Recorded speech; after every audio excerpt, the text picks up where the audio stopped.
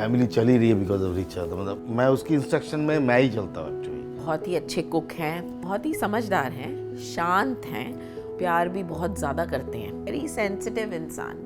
That was the first thing which attracted me towards him. She is a fantastic organizer. She is a very good mother. She is a very good daughter.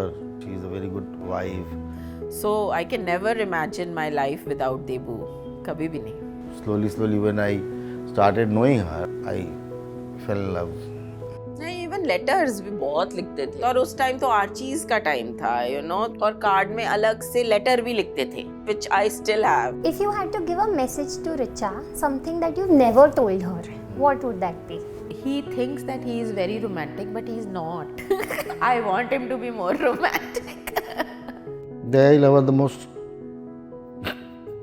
ये actually ऐसी चीज़ है कि मतलब अगर मतलब मैं बहुत बोलता भी हूँ, लेकिन उसके बावजूद भी मैं मीन भी यही करता हूँ। हाय ऑटोफ्लाई। साडी विआह दी स्टोरी च ਤੁਹਾਡਾ ਸਵਾਗਤ ਹੈ।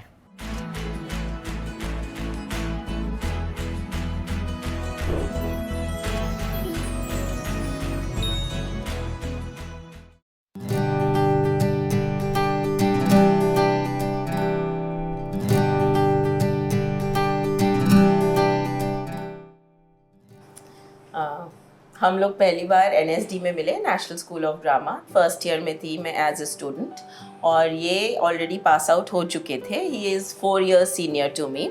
आई met Debu when I was 21 and he was 27 at that time.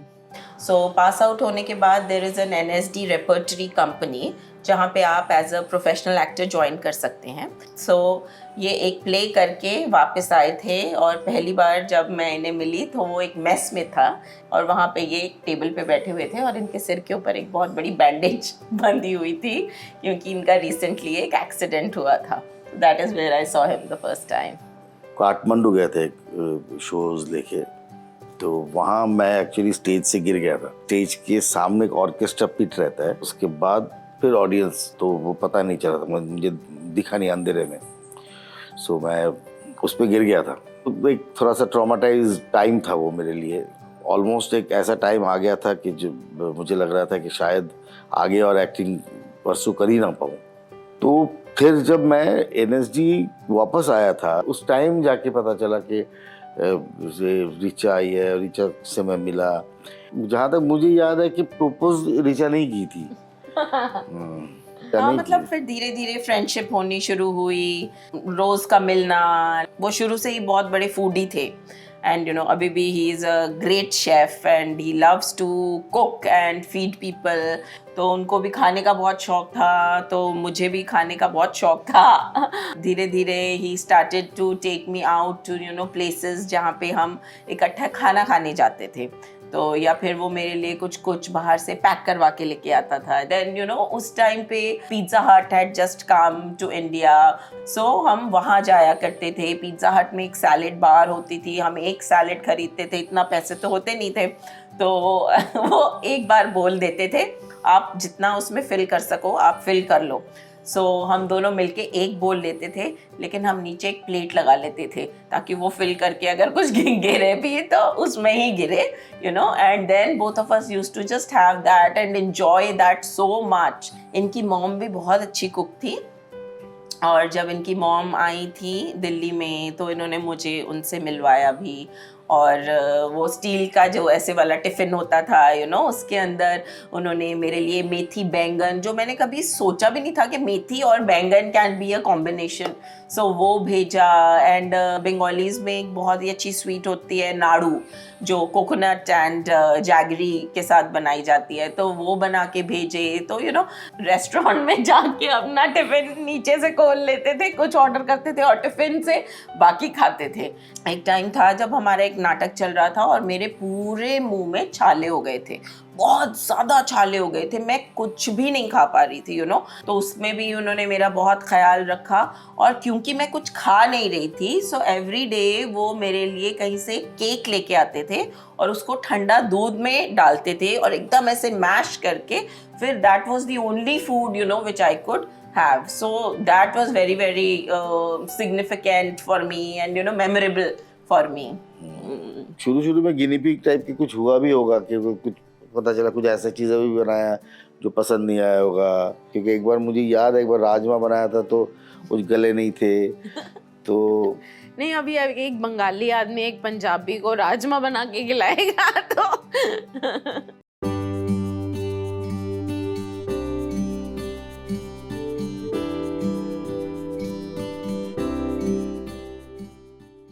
एक बार रिचा फुटपाथ से गिर गई थी इंडिया गेट में, इस लेवल से इस लेवल पे गिरी थी।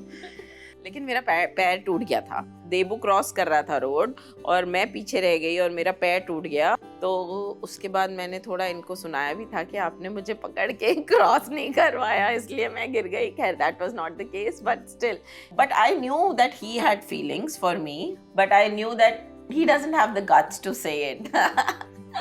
तो वो बोला नहीं कभी खुद से। तो फिर मैंने ही एक दिन इंडिया गेट के वहाँ बैठे बैठे बोला इनफैक्ट कि I think I have started loving you. जैसे ही ये मैंने बोला उसने तो मुझे हग कर लिया and you know he was like अरे यही तो मैं बोलना चाहता था और तुमने बोल दिया। तो he was very very happy. So that is how you know it happened. तो फियर ऑफ रिजेक्शन एक होता है ना कि यार ठीक ही तो चल रहा है, अगर बोल दूँ अगर हाँ ना वो में जवाब हो जाएगा तो फिर ये भी खत्म हो जाएगा।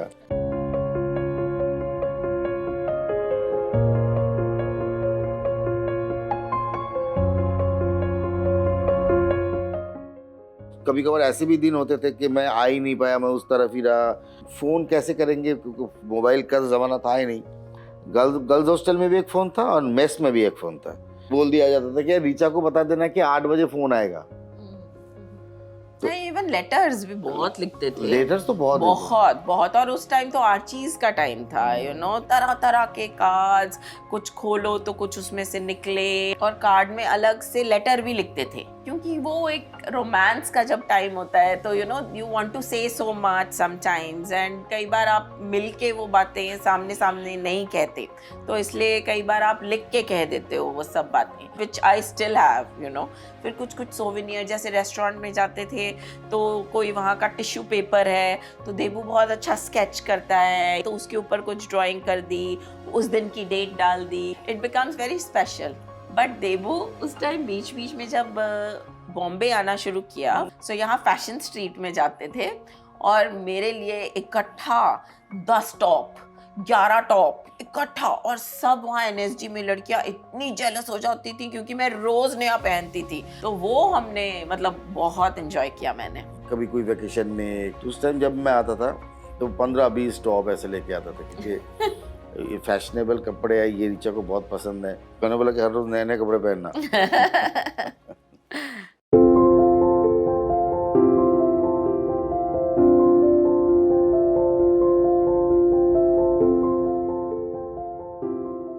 Did your parents know about your relationship? No. After my first year जब हमारी पहली समर वेकेशन हुई थी, क्योंकि मेरे पापा भी थिएटर करते थे, सो मैं NSD से, ताकि देबू भी मेरे घर आ सके, अपने 3 बैचमेट्स और एक मेरा सीनियर एंड देबू, इन सबको मैं लेके गई कि हम इस समर में एक यहाँ रहेंगे, मेरे ही घर में रहेंगे और हम एक प्रोडक्शन तैयार करेंगे। तो वो घर में ही रहते थे। मेरे मम्मी पापा को बहुत पसंद भी आए थे और क्योंकि सब लोग इन्हें देबू दा बोलते थे तो मेरे मम्मी पापा भी इनको देबू दा ही बोलते थे। So that was the first interaction. बाद में पता चल गया, प्ले के दौरान ही पता चल गया था।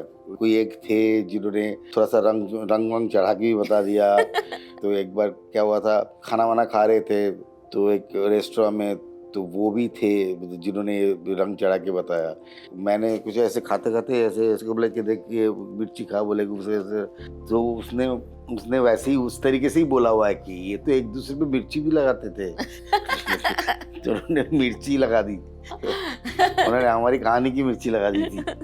तो उस टाइम तो they were very unhappy, they were very angry। हम पंजाबी में ऐसे थोड़ा बोलते हैं ना, लंबा चौड़ा चिट्टा मुंडा। वो भी होता है ना कि बिकॉज हमारे लाइफ में तो स्ट्रगल एक बहुत बड़ा स्टिग्मा है ना। हमारे तो रेगुलर इनकम कोई सैलरी तो है ही नहीं, तो वो एक पेरेंट्स के दिमाग में आ ही सकता है, ऑफ कोर्स, जाहिर सी बात है। My dad had told me कि अगर वापस एनएसडी जाना है तो या तो इसको छोड़ दे और तो जाएगी, नहीं तो नहीं जाएगी। सो मैंने बोला अच्छा ठीक है। देबू भी चला गया कलकत्ता, वो तो इतना ज़्यादा शॉक में आ गया कि वो बीमार भी हो गया, वो हॉस्पिटलाइज भी हो गया because of this trauma. And then when we went to the NSD, first few months we tried to stay away from each other. तो धीरे धीरे फिर से we started seeing each other and हमारे पूरा एनएसडी हमारे साथ था। ये पूरे एनएसडी को पता था कि जब रिचा के पेरेंट्स आ जाएंगे तो इनको किसी तरह खबर पहुंचानी है कि अंकल आंटी आ गए, छुप जाओ, दूर हो जाओ एक दूसरे से। सो ऐसे करके हमने कई 1 साल आई थिंक चलाया।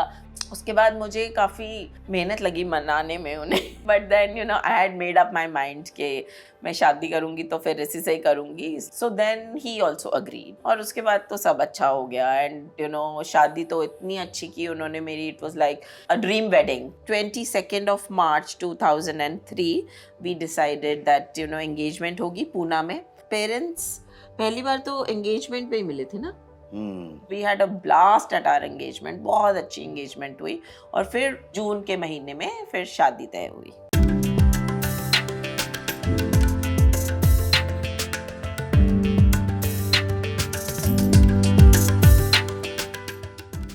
शादी वगैरह तो तब सब कुछ पुणे में हुई बिकॉज लड़की की तरफ से शादी हुई है। और मेरी शादी में मेरे पेरेंट्स के अलावा कोई रिश्तेदार नहीं थे। टोटल 5 पीपल बनते हैं। हाँ, और सारी तैयारी तो पूना में ही हो रही थी। और भी आने वाले थे लेकिन आए नहीं थे। मेरे ऑलमोस्ट एक बोगी भर के पंजाब से लोग आए थे। बंगाली फैमिली, ऑर्थोडॉक्स ब्राह्मण फैमिली से बिलोंग करता हूँ मैं। शादी के टाइम में भी तथ्य बोलते हैं, मतलब कुछ चीजें भेजी जाती है, वो ऐसे फेश वेश, साड़ी वाड़ी, ये सब कुछ लड़की के यहाँ भेजा जाता है, लड़की का ही जैसे सामान। कौन सी साड़ी पहनेगी, वो साड़ी, वो बनारसी साड़ी हमारे में जो कल्चर है, उसके साथ जो गहने, मेकअप का ये इसे 12-15 बरी जैसे बोलते हैं ना, ट्रेज होते हैं, तो अच्छी तरीके से डेकोरेट किए हुए। फिश जाना हमारा बहुत ज़रूरी है। मिठाई में भी फिश के शेप से मिठाई बनाते थे कि सुबह उठ के जिस दिन शादी है, मॉर्निंग में उठ के ही हम लोगों को एक दही पफ्ड राइस, खोई जिसको बोलते हैं, लड्डू टाइप के बनाते थे। हम लोग को सुबह वही खाना होता था, तो वो खा के हम दिन भर और कुछ नहीं खाते थे। कुछ 4:30-5 बजे उठना पड़ता था उसके लिए।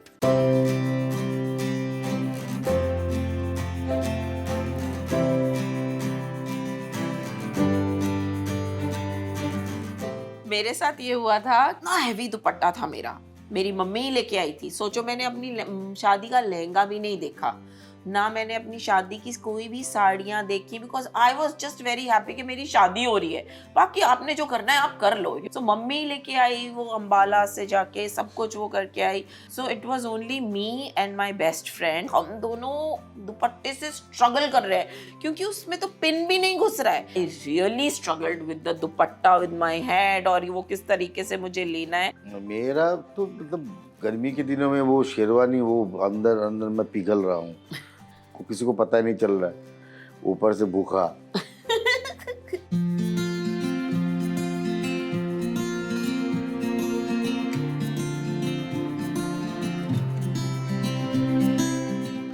शादी के दिन सबसे पहले मैं रोई थी क्योंकि सबसे पहले उठ के मुझे ये रियलाइज हुआ कि आज मेरा इस घर में इस तरीके का लास्ट दिन है, with my parents, when I will not be married. Now whenever I come, I'll be in a different status. और उसके बाद पहले हल्दी थी मॉर्निंग में, उसके बाद आपको नहाना था, चूड़ा पहले ही आई थिंक चढ़ चुका था। चूड़ा के टाइम पे बहुत इमोशनल हो गई थी मैं भी, मेरे मम्मी पापा भी। मेरे पापा तो भी मेरे जैसे ही इमोशनल हैं। जब एक्चुअली घोड़ी पे चढ़ते हैं तब कुछ पढ़ा जाता है, और मेरे पापा ने कुछ एक सहरा बोलते हैं उसे, सहरा लिखते हैं, तो उन्होंने बहुत इमोशनल ऐसे सहरा लिखा था जो सबके नाम लेके, it's like a poetry about the family. तो वो जब पढ़ा था तो मेरे पापा बहुत रोए थे। जब मैं पहली बार ब्राइडल कॉस्ट्यूम में रीचा को देखा तो मैंने बोला कि हाँ अच्छी लग रही है। पंडितों में भी झगड़ा शुरू हुआ था कि वो पंजाबी पंडित एंड बंगाली पंडित था, बोले कि यार, वो बोले कि यार नहीं हमारे में ऐसे नहीं होता है, वो बोले ना हमारे में ऐसे नहीं होता। उन्होंने किसमें क्या होता है, चलो जल्दी जल्दी करो खत्म चीज़ें।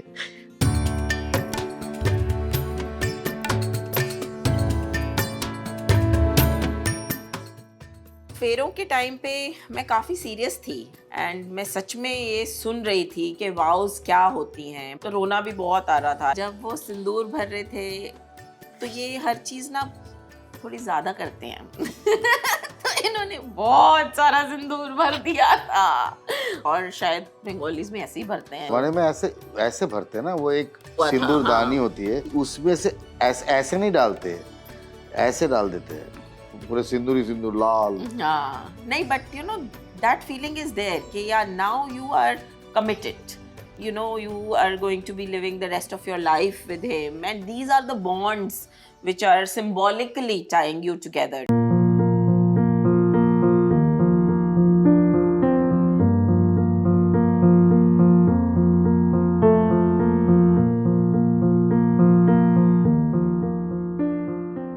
इमोशनल तो मैं वैसे ही बहुत हूँ और शादी पे बहुत इंटरेस्टिंग चीज़ हुई थी।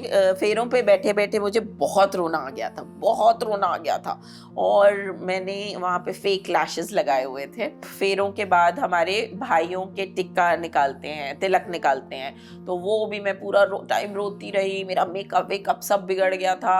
उसके बाद विदाई जब हो रही थी ऐसे एको हो रहा था, और रात के इतना लेट, अराउंड सुबह के 4 बजे, और मैं इतनी जोर जोर से रो रही हूँ, ऐसे ऐसे करके मैं इतना रो रही हूँ। मेरी मासी मुझे बोलती है, रिचा हौली रो, मतलब पंजाबी में जैसे धीरे रो। और उसके बाद जब वो टाइम आया कि जब मैं फुल्ली ऐसे फेंकने लगी, तो मैंने देखा जो फुल्ली वाला थाल था उसके वहां पे मेरे लैशेस पड़े हुए थे तो मैं ऐसे रोते रोते मेरे lashes, you know, so that was such a funny moment that I was crying also and everybody is laughing also, so that was a very funny incident which happened.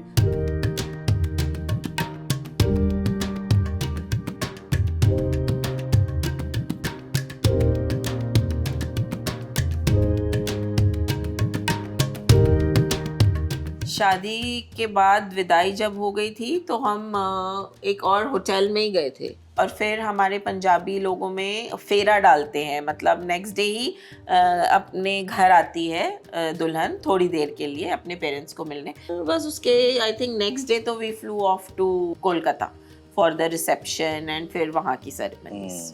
हमारे रिसेप्शंस में mainly food, you come, you eat and you go.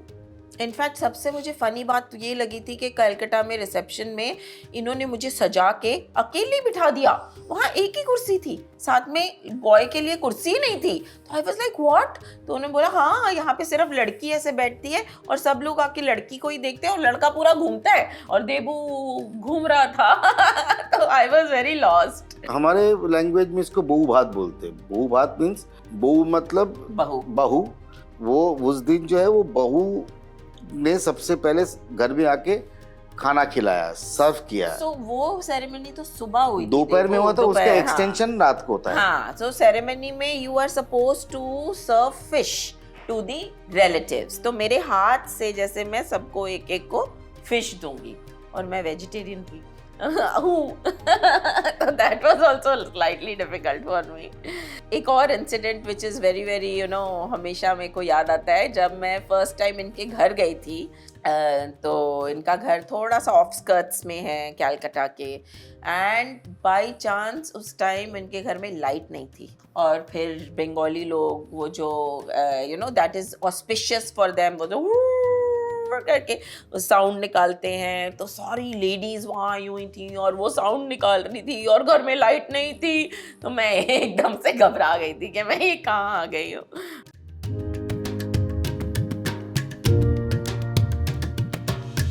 If you had to describe your wedding story in one line, what would it be? My one line of wedding story, चलो हो गया। मेरे लिए it was like a dream come true, because मेरे को ऐसे लगता था कि पता नहीं मेरी इस बंदे से शादी हो पाएगी कि नहीं। तो जब वो हुई तो it was like yes I did it.